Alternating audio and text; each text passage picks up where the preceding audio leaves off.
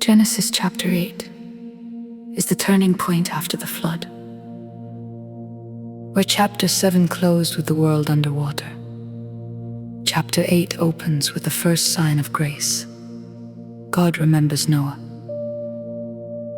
The text says, God remembered Noah, and all the beasts and all the livestock that were with him in the ark. That word remembered is not that God had forgotten. It's a picture of God moving from judgment to mercy. From pressure to relief, God sends a wind over the earth, and the waters begin to go down, the springs of the deep are shut. The rain from the heavens stops. After 150 days, the ark settles on the mountains of Ararat. The waters keep receding, and by the 10th month, the tops of the mountains appear. Noah waits. He doesn't rush out. He respects God's timing. He knows that the same God who shut the door has to be the one who opens it. Then, in a moment of both hope and tenderness, Noah begins to test the waters. Literally. He sends out a raven, and it flies back and forth over the water until the surface is dry. Then he sends a dove.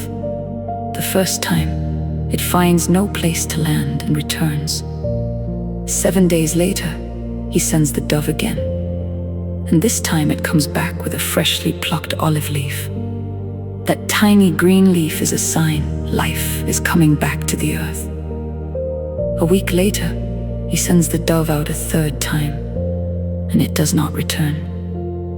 These small acts of patience and trust show us that even after a flood, God cares about details. He gives Noah signs, not just a command. He doesn't leave Noah guessing. Eventually, the earth is dry. God speaks clearly. Go out of the ark, you and your wife, your sons and their wives with you. Every animal, every creeping thing, every bird leaves the ark and spreads out across the newly washed world. A new chapter begins for creation. Noah's first act after leaving the ark is worship. He builds an altar and offers burnt offerings of clean animals and birds as a sacrifice to the Lord. The text says that the Lord smelled a pleasing aroma, and in his heart he said, I will never again curse the ground because of humankind, for the intention of the human heart is evil from youth. Notice that God does not magically fix the human heart. He knows the problem remains. But in his mercy, God chooses not to destroy the earth again by flood.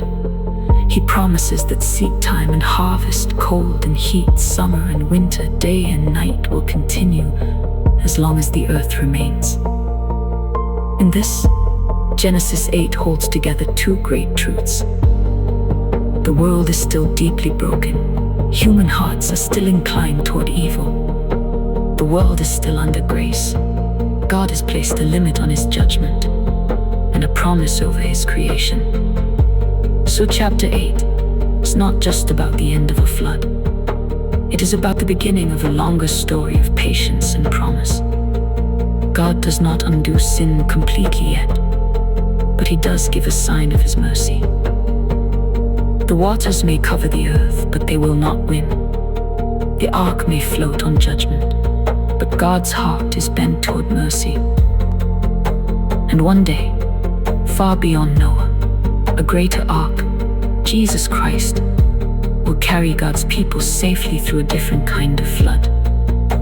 The flood of our sin and judgment, and bring them into a new world where there is no more flood, no more curse, and no more death.